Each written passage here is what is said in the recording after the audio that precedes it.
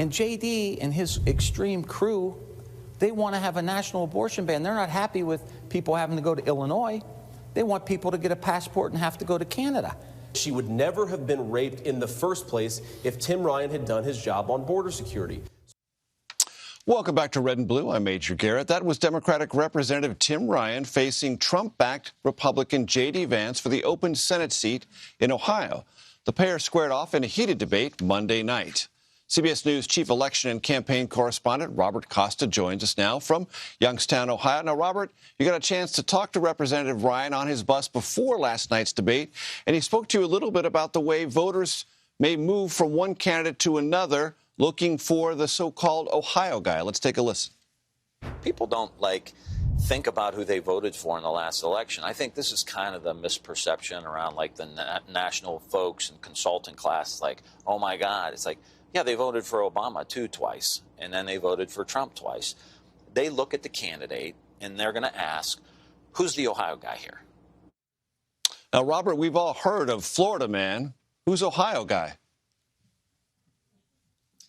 Great to be with you, Major. What Congressman Ryan was talking about there was the Trump voter in Ohio.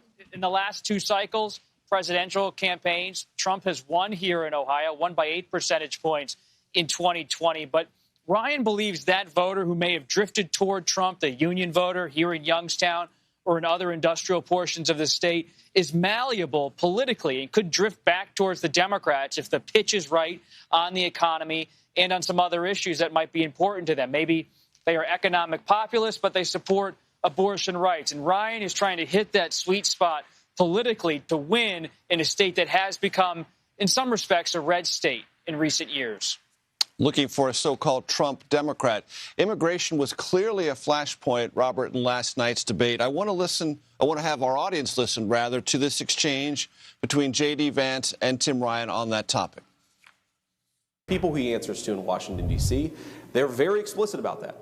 They say that they want more and more immigration because if that happens, they'll ensure that Republicans are never able to win another national election. This great replacement theory was the motivator for the shooting in Buffalo, yes, where that shooter had all these great replacement theory writings that J.D. Vance agrees with. Some sicko got this information that he's peddling with, again, those extremists that he runs around with, Marjorie Taylor Greene, Ted Cruz, all these guys, they just want to stoke this racial violence. We're tired of it, J.D. Robert, in Ohio, how big an issue do you feel immigration is playing as next to abortion, economy, inflation? It's an issue, Major, that's playing alongside the issue of the economy here in Ohio. Many voters we've spoken with during this trip say that they believe that immigration levels should be restricted in some respect if they are a union worker and they want to see the workforce tightened in a place like Youngstown, Ohio. But that doesn't necessarily mean they're anti-immigrant, they say, but they do want to see curbed immigration levels. J.D. Vance, the Republican nominee, is playing to that voter. He's pitching to them and saying, as someone who adopts the Trump platform on immigration, he's much more in their lane. He can be their advocate in Washington. Ryan is saying at the same time that J.D. Vance, in his view, is an extremist on the issue of immigration by being someone who supports the Trump view of the world on that issue. Shifting our focus, Robert, from Ohio to Utah, which isn't a race that we've talked about in great length, but it's become a little bit more interesting. The independent, Evan McMullin, running against the incumbent Senator Mike Lee. They had a debate. There was an exchange. Let's play a soundbite from that. Forgive me. Well, Senator Lee, I think both you and I have had times of frustration over the last several years in the options being provided to us at the presidential level by both parties. In 2016, as you recall, you voted for me out of that frustration when you stood on principle, as you should have. Robert, what's happening in Utah? Major, there's a lot happening in Utah, and I think it's time for CBS News to send you and me to Park City for a weeks-long investigation of Utah to make sure we can figure out exactly what's going on in that beautiful state.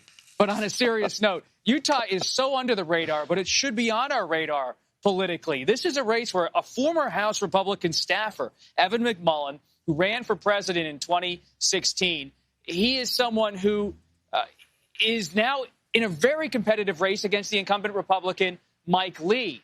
He is someone who could win this race. Lee is really on the rails politically. He's pleading for Senator Mitt Romney to endorse him. Romney has so far hesitated to offer Senator Lee his endorsement. So this is a race where Democrats are saying, hey, this is a tough year, economic headwinds, but maybe in a state like Utah, due to these strange dynamics with voters in Utah not being as pro-Trump as they are in other red states, that they could have an independent who could align with the Democrats, win in an upset.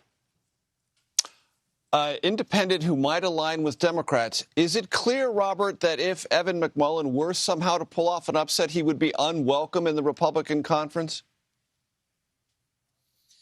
It depends on how narrow the majority is, whether it's a Democratic Senate or a Republican Senate. You could see someone like McMullin with an independent saying he's going to caucus with the majority and have different caveats for a committee placement. He will be sitting pretty politically if it's a slim margin for whichever party wins in November. And he's probably more to the center left at this point politically, but he comes from the conservative strain of the Republican Party, a former CIA employee. And it would be a question mark about where exactly he lands. Not only do I rely on Robert Costa for expert political reporting, I take all travel tips from Robert Costa, and we thank you.